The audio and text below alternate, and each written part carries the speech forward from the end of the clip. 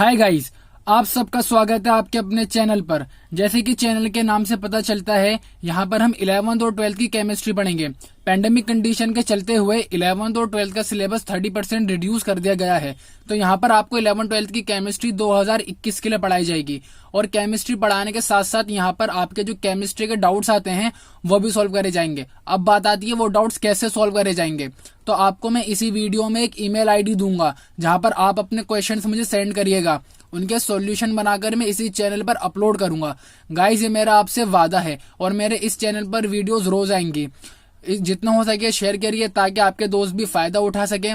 और मेरे चैनल को सब्सक्राइब कर लीजिए, बेल आइकन को प्रेस कर लीजिए ताकि मेरी वीडियो की नोटिफिकेशन सबसे पहले आपको मिले। तो गाइज, हम स्टार्ट करते हैं क्लास 12th का चैप्टर 2 सॉल्यूशन का part 6 colligative property part 2। Guys, हमने इसकी फर्स्ट पार्ट के अंदर 2 प्रॉपर्टी पढ़ ली थी। अब हम थर्ड पढ़ेंगे, डिप्रेशन ऑफ फ्रीजिंग पॉइंट। तो गाइज, मैं कॉलिगेटिव प्रॉपर्टी स्टार्ट करने से पहले आपको ये बताना चाहता हूं कि कॉलिगेटिव प्रॉपर्टी किसे कहते हैं। गाइज, कॉलिगेटिव प्रॉपर्टी किसी भी सॉल्यूशन की ऐसी प्रॉपर्टी होती है जो क्वांटिटी ऑफ सॉल्यूट पार्टिकल पे डिपेंड करे, ना कि नेचर ऑफ सॉल्यूट पार्टिकल पे। सॉल्यूट पार्टिकल कितनी मात्रा पे प्रेजेंट है उस पर डिपेंड करती है कॉलिगेटिव प्रॉपर्टी, ना कि उनके नेचर पे। उसे बोलते हैं कॉलिगेटिव प्रॉपर्टी। तो गाइज, अब हम पढ़ते हैं third colligative property, that is depression of freezing point. तो गाइस, सबसे पहले हमें समझना होगा फ्रीजिंग पॉइंट किसे कहते हैं। Freezing point is defined as the temperature at which the vapour pressure of a substance in its liquid phase is equal to its vapour pressure in the solid phase. Guys, freezing point एक ऐसा particular temperature होता है जिस temperature पर liquid phase का vapour pressure equal हो जाता है सॉलिड फेज के वेपर प्रेशर के। उस पर्टिकुलर टेम्परेचर को बोलते हैं फ्रीजिंग पॉइंट। गाइस, मैं एक बार और बताता हूं, फ्रीजिंग पॉइंट किसे कहते हैं। एक ऐसा पर्टिकुलर टेम्परेचर जिस टेम्परेचर पर लिक्विड फेज का वेपर प्रेशर सॉलिड फेज के वेपर प्रेशर के बराबर हो जाता है, उस पर्टिकुलर टेम्परेचर को कहते हैं फ्रीजिंग पॉइंट। गाइस, यहाँ पर बात नोट करने वाली ये है, जो हमारा सॉलिड फेज है तो उसके गाइस वेपर बनेंगे ही नहीं, क्योंकि वेपर तो सिर्फ लिक्विड फेज के बनते हैं। तो इसका मतलब ये है कि जो लिक्विड फेज के अंदर प्रेजेंट होंगे वेपर, उनको कम होना पड़ेगा। ओके गाइस, तो अब हम आगे पढ़ने से पहले मैं आपको एक ग्राफ समझाना चाहता हूं। गाइस, जैसे कि आप देख सकते हैं कि वाई एक्सिस पे वेपर प्रेशर है जो कि एटीएम में दे रखा है और एक्स एक्सिस पे टेम्परेचर है जो कि केल्विन में दे रखा है। गाइस, यहाँ पर हमारा क्या है, प्योर सॉल्वेंट प्रेजेंट है। यहाँ पर हमारा क्या है गाइस, लिक्विड सॉल्वेंट है, इसको हम वाटर भी मान सकते हैं।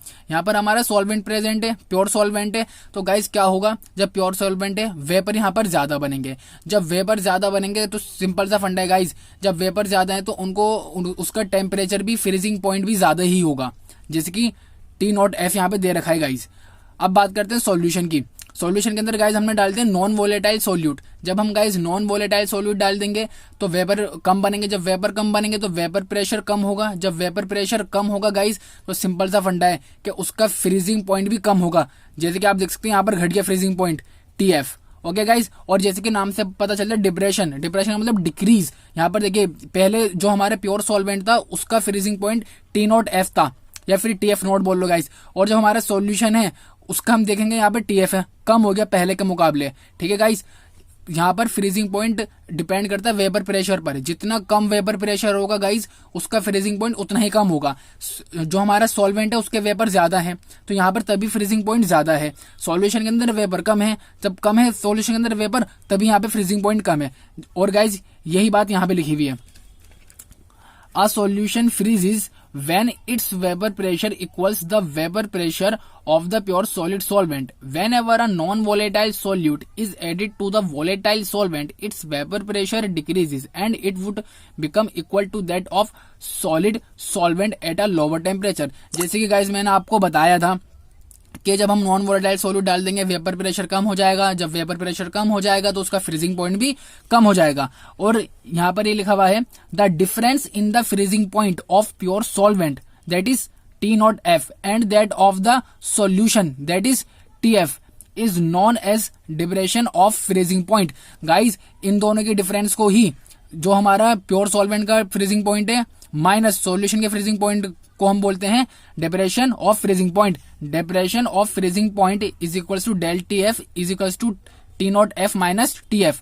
ओके गाइस, आई होप आपको समझ में आया हो। अब आगे चलते हैं। It has been found that for a dilute solution. Depression in freezing is directly proportional to molality of the solution. जो गाइज यहाँ पर हम देख सकते हैं कि depression in freezing point directly proportional to molality, और यहाँ पे प्रोपोर्शनैलिटी को हटाने के लिए यहाँ पर हमने केएफ लगा दिया। तो केएफ को हम क्या बोलते हैं, KF is called molal depression constant और क्रायोस्कोपिक कांस्टेंट। तो del T F is equals to KF, molality है तो मोल्स ऑफ सॉल्यूट, सॉल्यूट को हम बी से रिप्रेजेंट करते हैं, given mass upon molecular mass of solute, W B M B into W A mass of solvent into 1000, हमने यहाँ पे ग्राम में लिया है mass. Okay guys, mass of solvent जो लिया हमने ग्राम में लिया है। अब यहाँ पर गाइस कुछ इंपॉर्टेंट चीज है, देखिए आप, the values of Kb and Kf which depend upon the nature of solvent and concentration of the solution.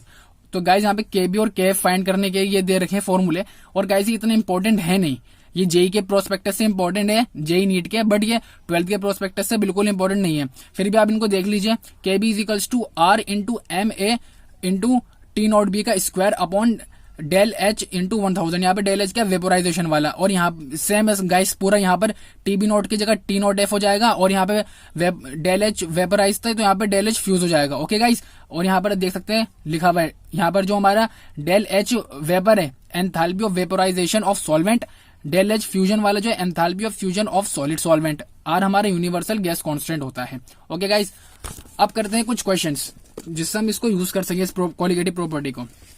First question is 45 gram of ethylene glycol that is C2H6O2 is mixed with 600 gram of water. Calculate the freezing point depression. मतलब guys यहाँ पे मुझे del T F find करना है। Del T F is equals to K F M, M हमारे क्या था molality, molality कैसे फाइंड करेंगे, पहले हम निकालेंगे मोल्स ऑफ सॉल्यूट, सॉल्यूट हमारे क्या होता है जो कम मात्रा में प्रेजेंट होता है, कम मात्रा में क्या प्रेजेंट है गाइस, इथाइलिन ग्लाइकोल जो कि 45 ग्राम प्रेजेंट है। तो moles of ethylene glycol given mass upon molecular मास, हमने यहाँ पर इसके मोल निकाल लिए। अब गाइस हम इसकी मोलैलिटी निकालेंगे, molality is equals to number of moles of solute upon mass of solvent into 1000।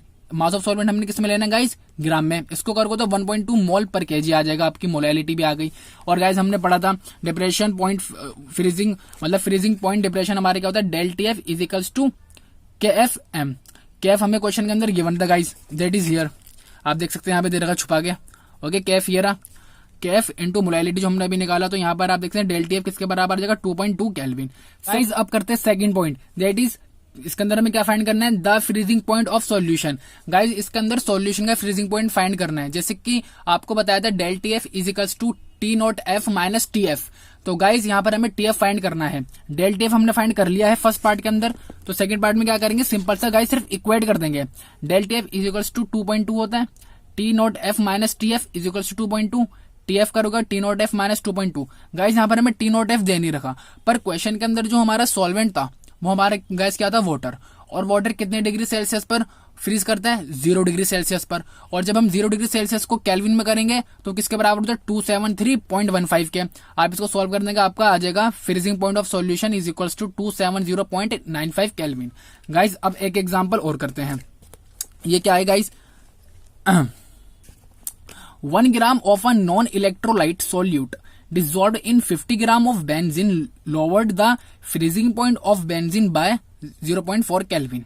The freezing point depression constant of benzene is इतना, find the molar mass of the solute. Guys यहाँ पर आप देख सकते हैं हमें बहुत चीजें गिवन है, जो चीजें गिवन है आप पहले उनको लिखिए, उसके बाद जो आपको फाइंड करना है उससे रिलेटेड फॉर्मूला माइंड में सोचिए या फिर रफ में लिखिए, ये बात मैं कई बार कह चुका हूँ गाइज आपसे। तो यहाँ पर आप देख सकते हैं del T F is equals to K F M होता है, एम मोलैलिटी। यहाँ पर हमें गाइज के एफ दे रखा है, डेल टी एफ भी दे रखा है 0.4 केल्विन, कैसे पता चला, यहाँ पर लिखा हुआ है benzene lowered the freezing point, lowered मतलब डिप्रेशन 0.4, तो डेल टी एफ भी दे रखा है, के एफ भी दे रखा है। मोलैलिटी के अंदर ही हम फाइंड कर सकते हैं मोलर मास सॉल्यूट का, तो देखते हैं गाइस कैसे कर रहे हैं सब।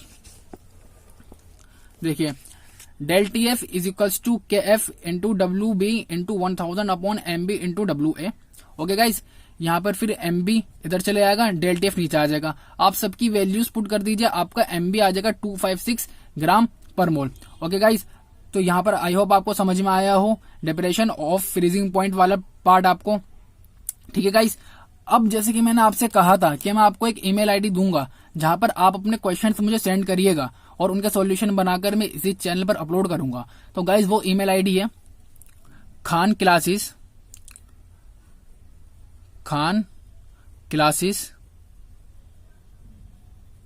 7@gmail.com। तो गाइज आप गैप बिल्कुल नहीं है, सब स्मॉल में लिखा हुआ है। तो जितना हो सके गाइज आप डाउट सेंड करिए, मैं उनका सॉल्यूशन बनाकर इसी चैनल पर अपलोड करूंगा, ये मेरा आपसे वादा है। ओके गाइज, तो बस आप बने रहिए मेरे साथ। अब इसकी जो फोर्थ प्रॉपर्टी है वो है ऑस्मोसिस, इसको गाइज हम नेक्स्ट वीडियो में कवर करेंगे। तो अब हम मिलेंगे नेक्स्ट वीडियो में, तो बने रहिए मेरे साथ, शेयर करिए।